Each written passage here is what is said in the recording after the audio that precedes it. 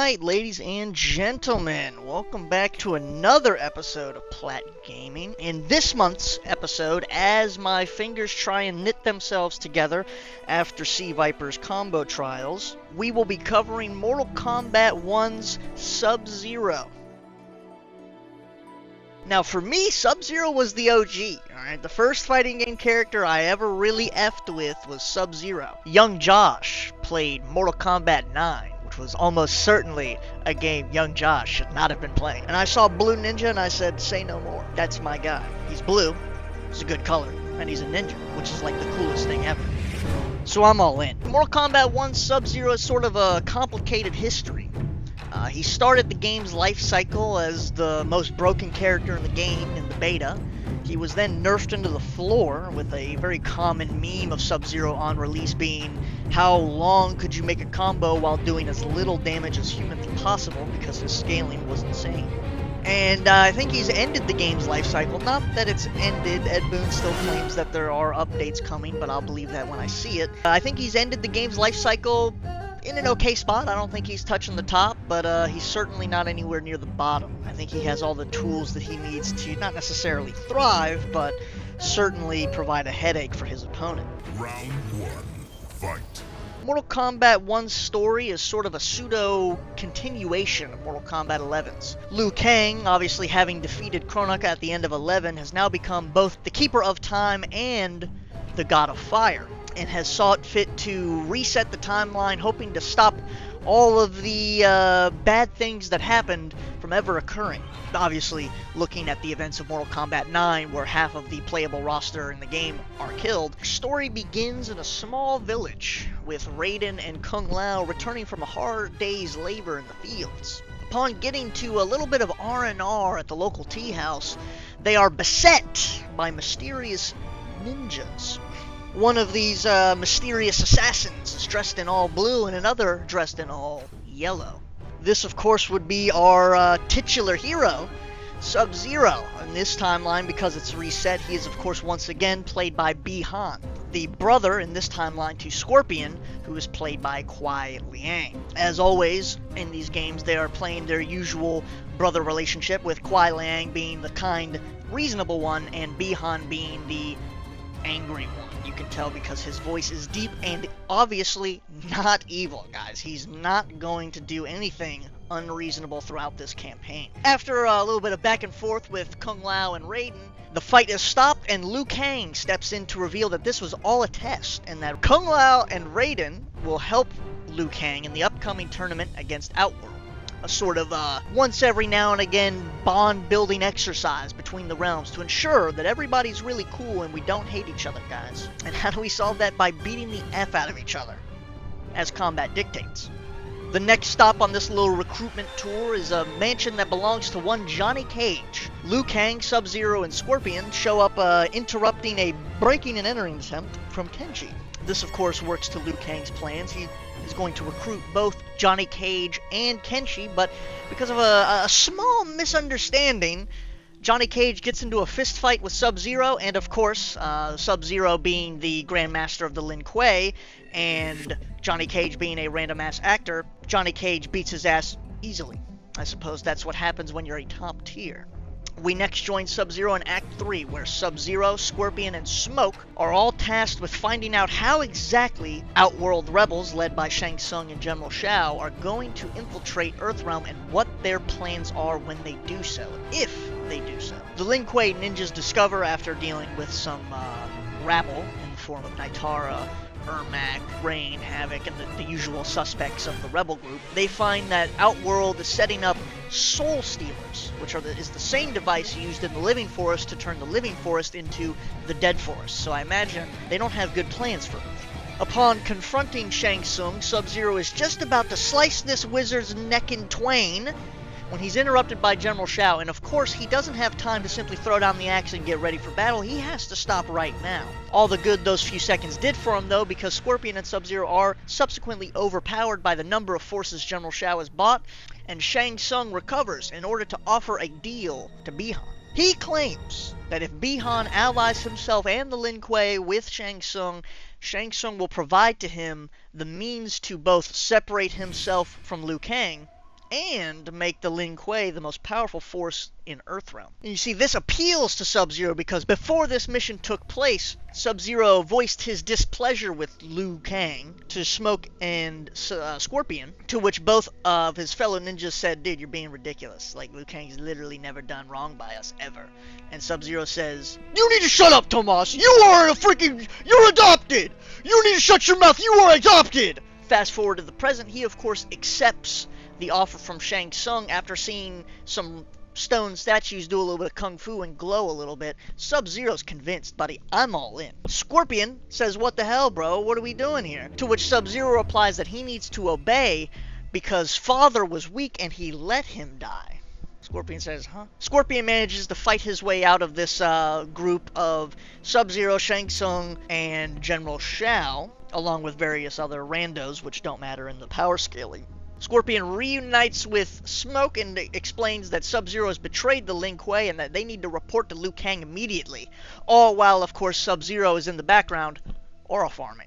Sub-Zero gets into conflict with Scorpion and gives him a eerily reminiscent scar to past universes. But after Scorpion prevails, Scorpion and Smoke get away and inform Liu Kang of the situation. In the ensuing battle, Sub-Zero is not really present for the conclusion of the story, but in his arcade ending, which bridges the gap between the end of the game and the beginning of Chaos Reigns, it is revealed that Sub-Zero still has beef with Scorpion, but has added on to that beef the Shirai Ryu, which is a rival clan started by Harumi, Scorpion's bride-to-be. The Shirai Ryu have agreed with Scorpion that they need to stand up to Sub-Zero and the Lin Kuei, and they will help him do so, thus earning Sub-Zero's ire.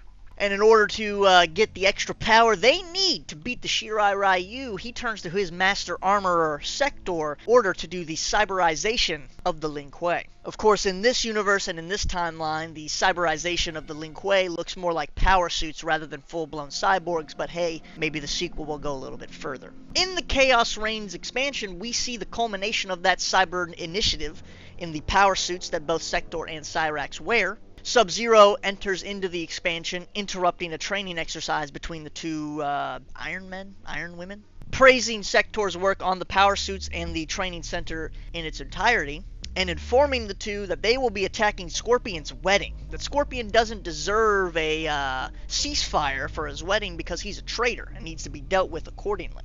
The attack on the wedding goes as planned, except for Cyrax, who turns on Sub-Zero and Sector, leading to their defeat and the ultimate failure of the wedding, thus saving Harumi's life. Something that in previous timelines has not really been the case. Scorpion is informed by Raiden that Sub-Zero and Sector's fate will be left up to Mileena. Fast forward to the trial in Mileena's court. Liu Kang he pleads with Mileena that Sub-Zero needs to have mercy. But Mileena, after having dealt with Shao Kahn, says that mercy doesn't result in anything. She showed mercy to General Shao, but he escaped from prison and the rebels are still rebelling. So why should I show mercy to Sub-Zero? Before we can get the answer to that question, a mysterious portal appears in the courtroom, and a bunch of Mad Max people emerge from the portal. These Mad Max people, of course, are the result of Havoc's timeline, because of course there is a timeline where Havoc managed to beat Kronika and become the Keeper of Time. The circumstances leading to this, I have no clue. I simply can't imagine a scenario where Havoc is able to defeat Kronika, but here we are. Havoc states that he wants to pit not just his timeline and Liu Kang's timeline against each other, but all timelines fighting at all times because, buddy, that's pretty chaotic. Combat ensues, and Sub-Zero and Sector join the side of Liu Kang to fight against this unidentified threat. Havoc, of course, accomplishes his goal of taking Geras, but before he can escape through the portal, Sub-Zero rushes after him and, making a very calculated decision, jumps into the portal right before it closes. We then get a final scene of Sub-Zero facing down all of Havoc's army alone. I'm sure he'll be fine. That being said, that is the end of Sub-Zero's story in Mortal Kombat 1, but the beginning of another character's story. Also, as a little bonus, you know, if you're a fan of little bonuses, Sub-Zero does have an evasion storyline where Sub-Zero is the Keeper of Time, where he beat Kronika. This is, of course, Bihan's Sub-Zero still. And he decided to use that power to enhance his warriors with the power of ice, so essentially everybody is a part of the Lin Kuei, and he's going to conquer every timeline, because the Lin Kuei need to not only be the strongest in his Earth realm and in his timeline, they need to be the strongest everywhere, all the time, all at once. Love to see that. Round 2. Fight. Moving on to the special moves. Sub-Zero is, of course, a legacy character, so of course he has a lot of moves that have to be there because they're iconic. I think the primary victim of that being Ice Ball.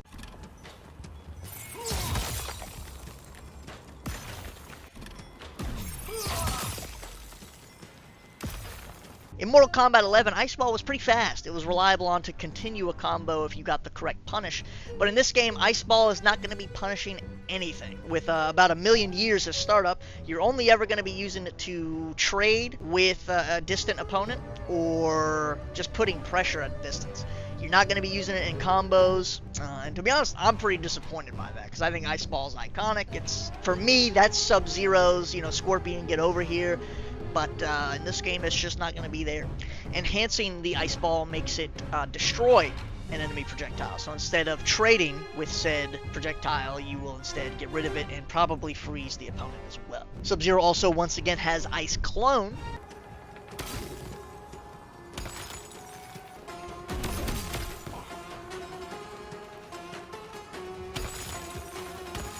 In this game, Ice Clone has a pretty sizable cooldown, so you can't just, every single combo you do a little, front punch, back punch, Ice Clone, front punch, back punch, Ice Clone, everything safe all the time. You're not really going to be doing that. It has a cooldown. Ice Clone, though, is probably Sub-Zero's best move, because it sets up a lot of nasty pressure situations in the corner. If Sub-Zero happens to get you in the corner, which he probably will, a lot of his moves have very good corner carry, what he can do is, put a little bit of pressure into your block, and then Ice Clone, and for all intents and purposes, you are now trapped in the corner. If you press any buttons or even unblock, you'll probably get frozen.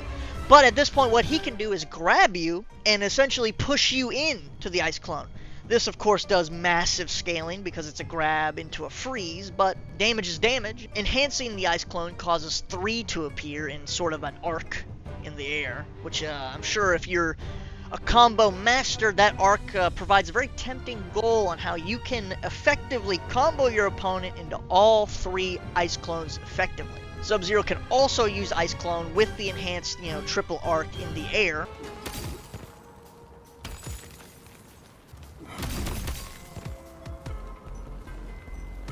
If you want to do a little bit of, do a jump in, beta, anti-air, Ice Clone, what are you going to do about it? Maybe you jump, the enemy also jumps, there's a little bit of air-to-air action, you go, I'm not interested, Ice Clone, you're frozen now. Sub-Zero also has an Ice Clone charge. Now this is probably his best projectile. While the Ice Clone charge does not go full screen, it negates all projectiles. The projectile itself is a mid, and it destroys projectiles that are both mid or low, and probably destroys high projectiles as well. It's a pretty big projectile. Enhancing it makes it go full screen. A very useful tool, absolutely. The next move is a move that was not there at the start of the game, but was added later, and that is the Polar Palm.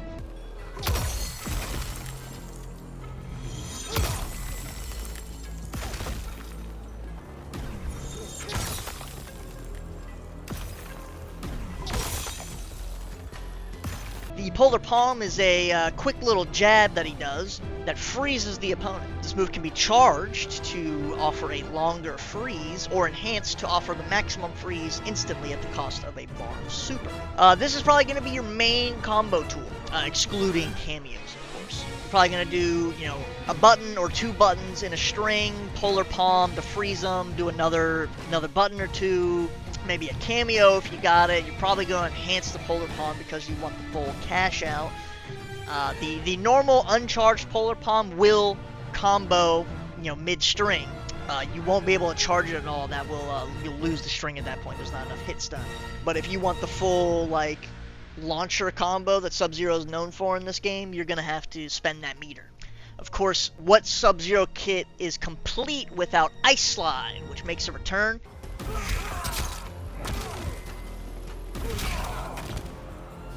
The best way to punish an enemy zoner, you simply slide under their projectile and jab them. This move has been changed since launch, Originally, this move only had one version, the spear version, but after a few updates, they made a version to where if you don't hold the button, then you will knock the enemy behind you. You'll do a side switch. This is of course useful for like the enhanced ice clone, where it does that little arc. The arc is at a perfect height to ice slide them into the clone in the air.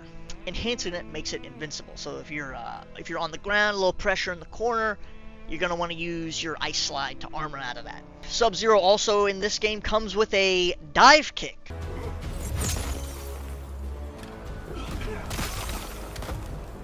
In Mortal Kombat 11, he had an air throwing axe that has since been replaced with a diving glacier, which is a dive kick. This move is pretty good. I mean, because dive kicks in general are really good in NRS games because they have the unique property of being able to be done while jumping backwards. Most dive kicks in games can only be done from a neutral jump or from jumping forwards, because once you introduce the absolute annihilation that is jumping backwards, baiting your opponent to walk forward right into a dive kick, stuff starts getting a little dicey really fast. Hitting the diving glacier, the dive kick, will allow you to do a full combo, not the full launcher combo. You don't have that much hit stun, but you do have enough to do your usual, 1-2 cameo, polar palm, 1-2, whatever strategy you want, right? The enhanced version of the dive kick completely removes the dive kick aspect and now turns it into a launcher. So the idea here is that you hit the enemy with a launcher, you do a little bit of an air combo, you end the air combo with the enhanced diving glacier to launch the opponent again into the air and do another air combo. I will say the timing for the air combo into diving glacier is very finicky, so you want to practice that if that is your combo of choice. And our final move for Sub-Zero is Deadly Vapors.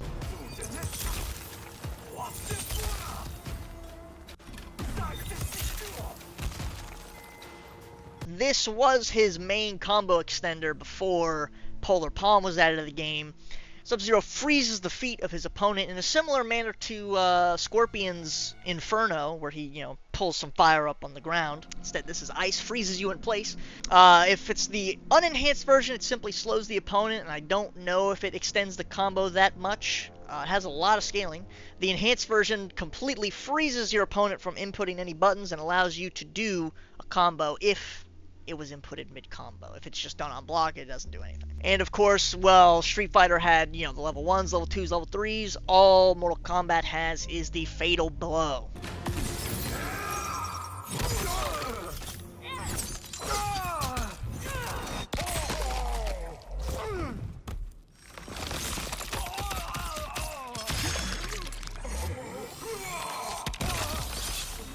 Once Sub-Zero, or any character in this game for that matter, reaches 30% HP, they can activate their Fatal Blow. Up until recently, every character had the same exact Fatal Blow activation, one per character. The armor is inconsistent, so some characters don't have armor to overheads, some characters don't have armor to lows.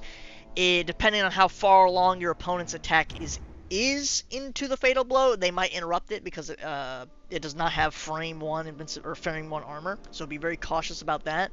It can lose to throws if it's done before the frame, the frame whatever armor. Also, in recent times, you can, instead of doing Sub-Zero's normal, where he blasts you back with ice to activate the Fatal Blow, you can use your cameo, and that's different for each cameo. Oftentimes, the cameo one doesn't have as much armor, but is a lot faster. So if you have an air combo and you want to end that air combo with the Fatal Blow, it might be beneficial to use the cameo Fatal Blow activator because it's faster. Final round. Fight. Sub-Zero is primarily an anti-zoner in this game. Now, that does not mean that he's a rushdown character, as he doesn't have any super fast get-in-there moves. His ice slide is very, very unsafe, so you should only be using that if you think the enemy will get hit by it, because if they don't, you're Dunsville. Ice dive, or your dive kick, is safe if you hit low enough and it's blocked, like a normal dive kick. But for the most part, Sub-Zero thrives on providing very suffocating pressure. He likes to get the corner and keep it with the use of his ice clones and his very long combos that do a decent amount of damage, but not as much as other characters in the game.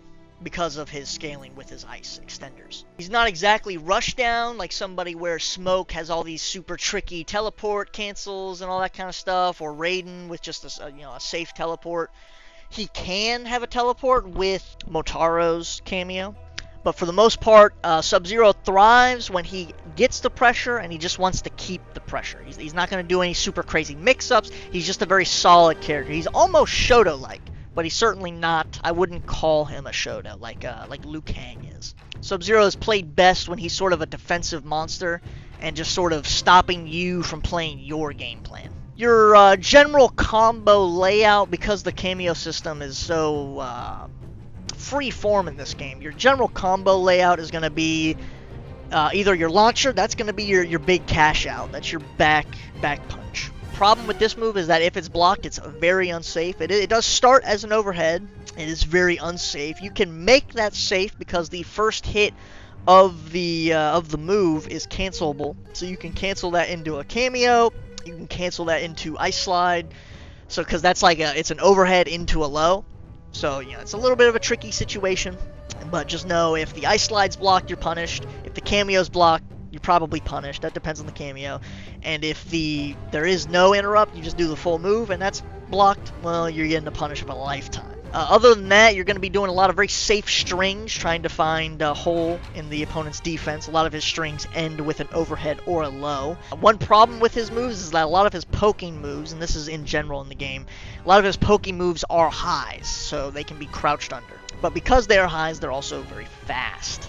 As to which cameo to use for Sub-Zero, I can't really give you any pointers there. A lot of cameos have a reason to be used.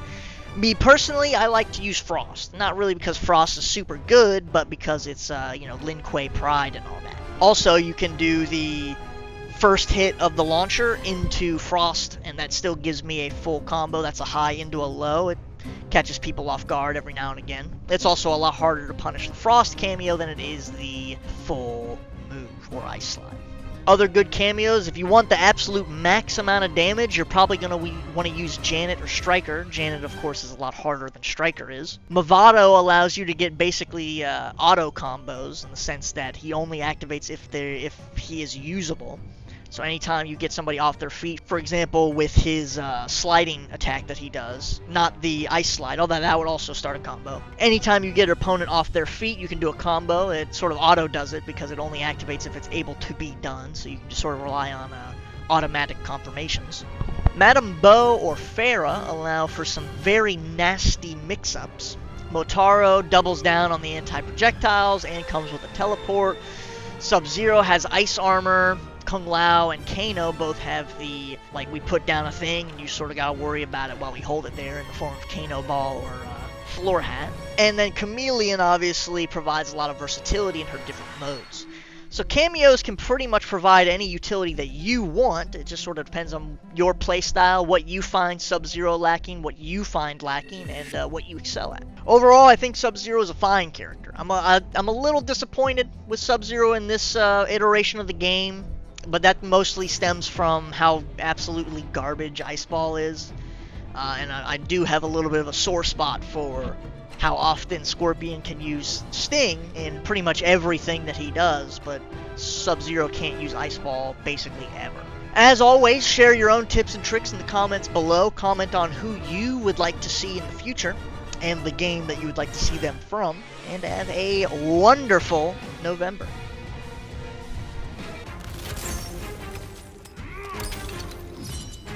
Sub-Zero wins. I don't really know what I want to see from a Mortal Kombat 2. I don't really want to see another resetting of the timeline, because I think that's a little excessive at this point. And if we did do a reset of the timeline, I'd only want to see a full reset, no strings attached. There are no relations to past timelines. There is no Raiden getting flashbacks to Armageddon. There is no, oh, here's Shang Tsung and Kronika. I would want a true reset. But I do want to see where they go with the Liu Kang timeline.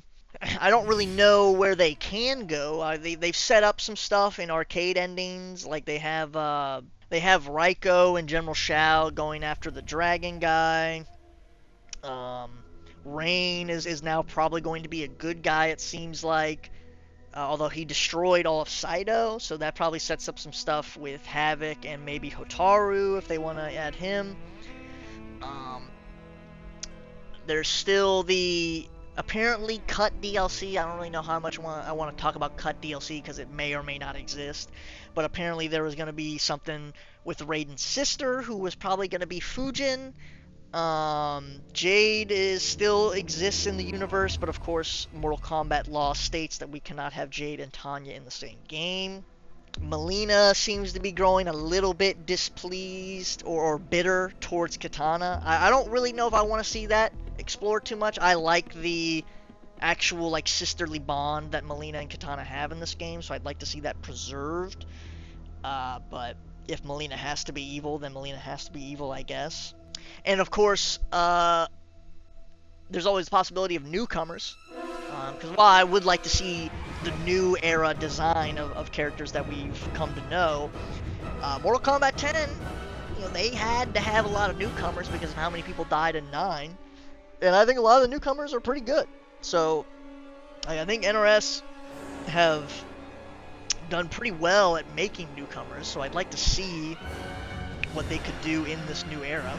But let me know. What do you want to see in Mortal Kombat 2? Do you even want to see a Mortal Kombat 2? I know the next game is probably Injustice. I don't know how I feel about that, considering the ending of Injustice 2 seemed pretty shut and closed on that universe. But I suppose we can always find a reason to extend a franchise. Let me know your thoughts. Let me know your thoughts, Canvas style. Reply to your classmates and all that. Jesus, get in there.